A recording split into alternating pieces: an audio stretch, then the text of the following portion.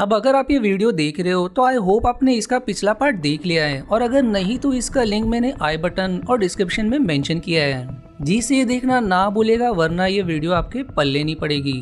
अब इस पार्ट की शुरुआत होती है वहीं से जहां से पिछला पार्ट खत्म हुआ था, जिसकी शुरुआत में हमें मैथ्यूज को दिखाया जाता है जिसे कुछ लोग मार रहे होते हैं। दरअसल जैसा कैसेंड्रा ने कहा था कि इस राज्य में शांति ज्यादा समय तक नहीं टिकेगी, उसकी ये भविष्यवाणी सच साबित हुई, क्योंकि राज्य में अचानक से खतरनाक महामारी फैल गई जिसमें राज्य के हजारों लोगों के साथ कैसेंड्रा भी मारी गई।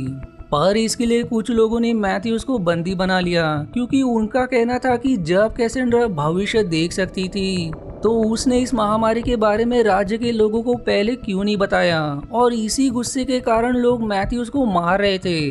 पर मैथ्यूज जैसे तैसे उन्हें मारकर वहां से निकलने में सफल हो जाता है, और वहां से निकलने के बाद वो फिर से अपने उस जिंदगी में लौट आता है जब वो असैसिन हुआ करता था, क्योंकि उसे इस बात का पछतावा है कि जो भी हुआ वो सब कैसेंड्रा से शादी और उसके राजा बनने के कारण ही हुआ।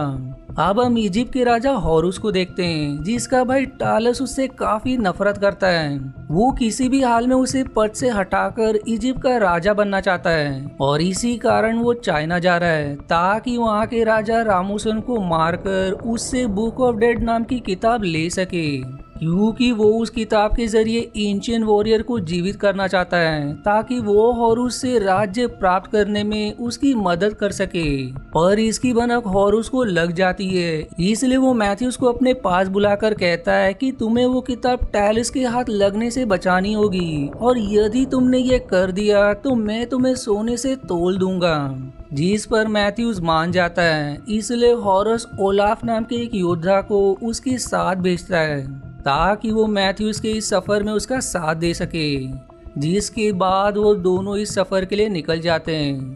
पर आगे बढ़ते ही उन दोनों में बहस हो जाती, जिससे वो दोनों लड़ने लगते हैं, और तब तक वहाँ कुछ चोर आकर उनकी सारी चीजें और साथ ही उनका घोड़ा भी चुरा कर ले जाते हैं और अपने ठिकाने पर आकर खुशियां मनाने लगते हैं। पर तभी वहाँ ओलूफ और मैथ्यूज आकर उन पर बरस पड़ते हैं और सभी को वहां से भगाकर खुद उनकी जगह पर कब्जा करके वहीं रात गुजारने का तय करते हैं। अब अगले दिन जैसी उनकी आंख खुलती है, उनके सामने शेरों का एक झुंड होता है जो उन्हीं की तरफ बढ़ रहा था, पर भाग्य से वो दोनों जैसे तैसे वहां से निकलने में सफल हो जाते हैं। इधर टॉलुस अपने साथियों के साथ रामुसन के महल पर हमला की योजना बना रहा होता है। वो अपने साथियों से कहता है कि हम आज रात ही महल पर हमला शुरू कर देंगे।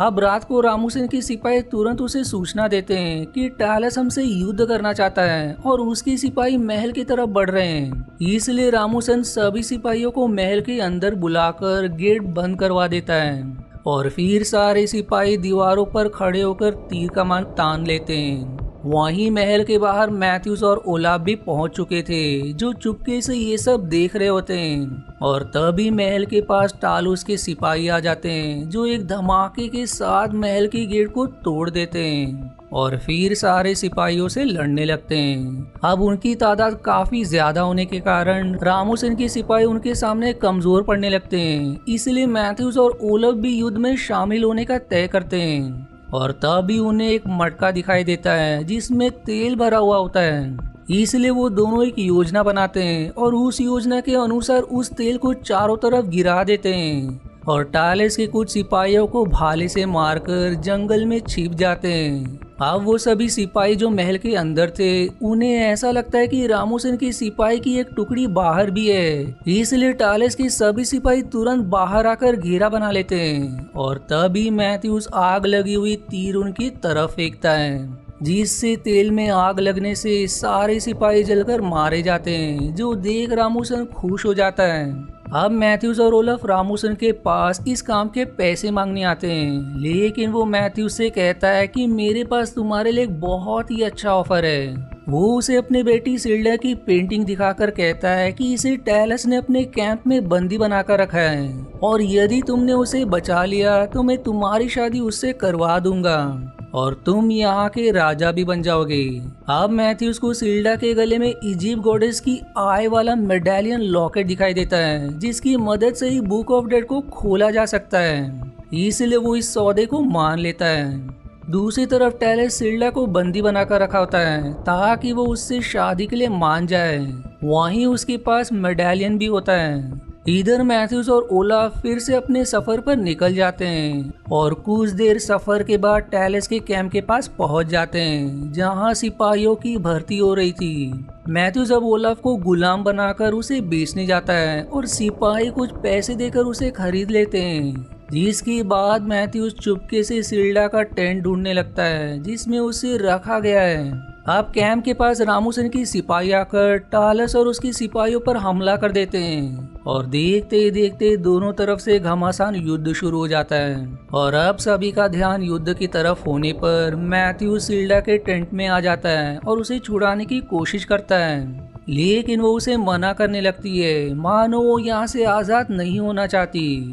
और तभी वहाँ कोबरा नाम के निंजा ग्रुप आ जाते हैं। वो सभी मैथ्यूज को धाराशायी करके सिल्डा को अपने साथ ले जाने लगते हैं, जिनके पीछे मैथ्यूज भी जाता है और उनकी जाने के बाद टैलेस टेंट में आता है, जो सिल्डा को वहां ना पाकर एकदम गुस्सा हो जाता है। और तभी उसे मैथ्यूज और ओलाफ दिखाई देते हैं जो कोबरा से लड़ रहे थे, लेकिन कोबरा वाले उन दोनों को धाराशायी करके सिल्डा को अपने साथ ले जाते हैं। अब टैलेस मैथ्यूज के पास आता है और उसे कई सारे सोने की सिक्के देकर कहता है कि ये सिक्का सिल्डा को लाने के लिए है और अगर तुम कोबरा के लीडर का सिर लेकर आ गए तो मैं इसके 10 गुना ज्यादा दूंगा। इसलिए अब मैथ्यूज उसके सिक्के लेकर ओलाफ के साथ कोबरा को ढूंढने जंगल की तरफ चल देता है, जहां वो दोनों आराम करने के लिए फिर एक जगह रुक जाते हैं। और तभी उन पर कोबरा के निंजास हमला कर देते हैं, पर मैथ्यूज उनके लीडर को पकड़कर उसका मांस हटाता है, जो कोई और नहीं बल्कि सिल्डा ही होती है, जिसे देख वो हैरान हो जाता है। और फिर इसका फायदा उठाकर सिल्डा उसे मारकर बेहोश कर देती है। अब मैथ्यूज को जब होश आता है तो वो सिल्डा से सवाल करता है कि ये कोबरा ग्रुप तुमने क्यों बनाया, जिस पर वो कहती कि यहाँ एक छोटा सा गांव है जिसमें 5000 लोग रहते हैं जिन्हें टैलेस अपना गुलाम बनाना चाहता है, इसलिए मैंने इन लोगों को काफी ट्रेनिंग देकर कोबरा ग्रुप बनाया ताकि ये अपना बचाव कर सके। और मैं जानबूझकर टैलेस की बंदी बनी थी ताकि मैं उससे मेडालियन ले सकूं जो उसके पास है। अब ये सुनकर मैथ्यूज हैरान हो जाता है। सिल्डा फिर उसे पूरे गांव के लोगों को दिखाकर कहती है कि हम सभी को तुम्हारी मदद की जरूरत है ताकि हम टैलेस से लड़ सके। पर मैथ्यूज कहता है कि मैं बिना पैसों के किसी से नहीं लड़ता, लेकिन सिल्डा जवाब देती है कि इन लोगों को बचाकर शायद जिस चीज का तुम्हें पछतावा है वो खत्म हो जाए। पर ये सुनकर भी वो वहां से चला जाता है। दूसरी तरफ टैलेस अपने सिपाहियों के साथ रामूसन के महल पर हमला कर देता है, जिसमें रामूसन के सारे सिपाही मारे जाते हैं। और टैलेस के महल के अंदर आने के बाद रामूसन उससे कहता है कि मैं जानता हूँ कि तुम उस किताब को क्यों प्राप्त करना चाहते हो, पर वो किताब तुम्हारे किसी काम की नहीं है, ये मेडालियन के बगैर नहीं खुलेगी। जिस पर टैलेस का एक साथी रामूसन के पास आकर उसे मेडालियन दिखाता है, जिसे देख वो हैरान हो जाता है। और फिर टैलेस रामूसन को मारकर उसे धाराशायी कर देता है।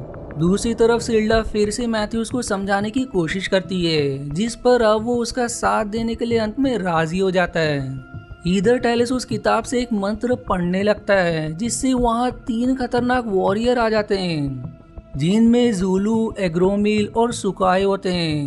टैलेस अब सुकाई और जूलू से कहता है कि तुम दोनों जाकर उन कोबरास को खत्म कर दो और एग्रोमिल मेरा अंगरक्षक बनेगा। इसलिए वो दोनों वहां से चले जाते हैं और गांव में आकर सारे लोगों पर हमला शुरू कर देते हैं, जिनके सामने निंजास भी नहीं टिक पाते।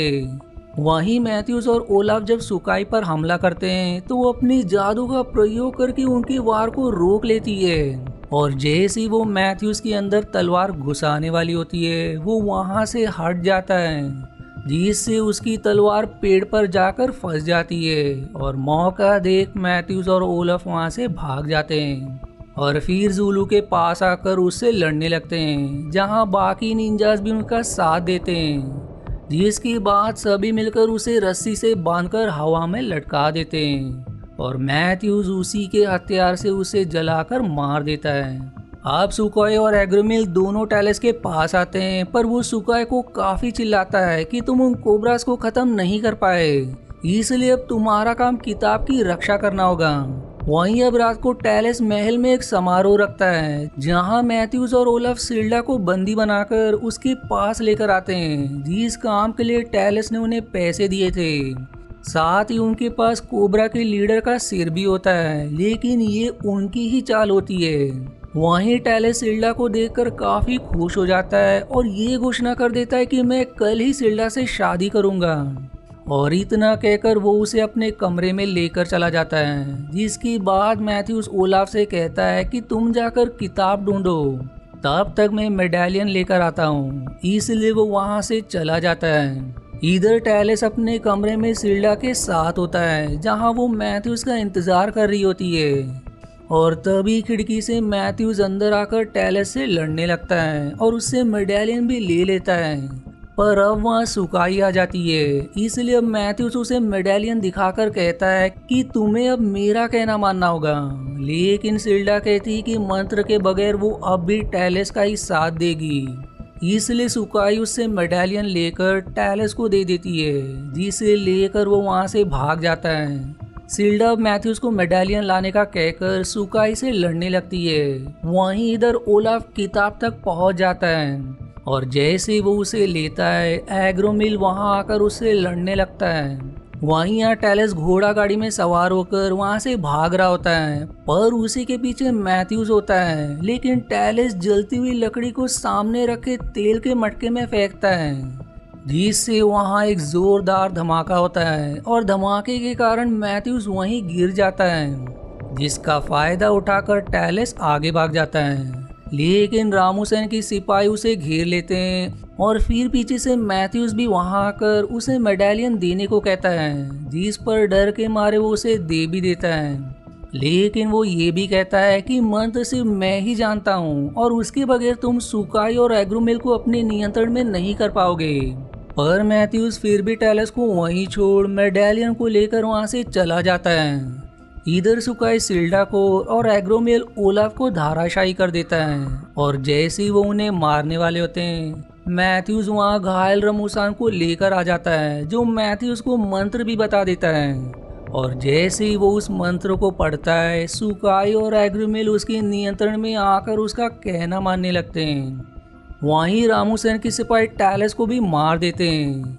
और अब सिल्डा रामुसन से माफी मांगती है, क्योंकि उसने उन्हें ये बात कभी नहीं बताई कि वो कोबरा ग्रुप की लीडर है। पर वो कहते कि मुझे तुम पर गर्व है, और इतना कहकर वो अपना दम वहीं तोड़ देते हैं। अब वही हॉरुस अपने साथियों के साथ आ जाता है, जो यहाँ टैलेस और रामुसन दोनों की प्रजा पर अपना राज करने आया होता है। लेकिन मैथ्यूज कहता है कि टैलेस और रामुसन की प्रजा अब किसी का गुलाम बनकर नहीं रहना चाहती, वो अपना जीवन अपनी मर्जी से जीना चाहते हैं। इस युद्ध में इन लोगों ने मेरा बहुत साथ दिया और दोनों की प्रजा ने मुझे अपना राजा भी चुना है। इसलिए अब इनका राजा होने की हैसियत से मैं इन्हें गुलामी से आज़ाद करता हूँ। इसलिए आप लोगों को यहाँ से जाना होगा, और अगर युद्ध करना चाहते हो तो उसके लिए भी हम तैयार हैं। पर हॉरुस मैथ्यूज को बधाई देकर वहाँ से चला जाता है, और इसी हैप्पी एंडिंग के साथ ये मूवी यहीं समाप्त हो जाती है। आशा है आपको मेरी एक्सप्लेनेशन पसंद आई। यदि हाँ तो प्लीज़ वीडियो को लाइक करना और चैनल को सब्सक्राइब करके सपोर्ट करना ना भूलें। मिलते हैं अगले एक्सप्लेनेशन वीडियो में, तब तक के लिए धन्यवाद दोस्तों।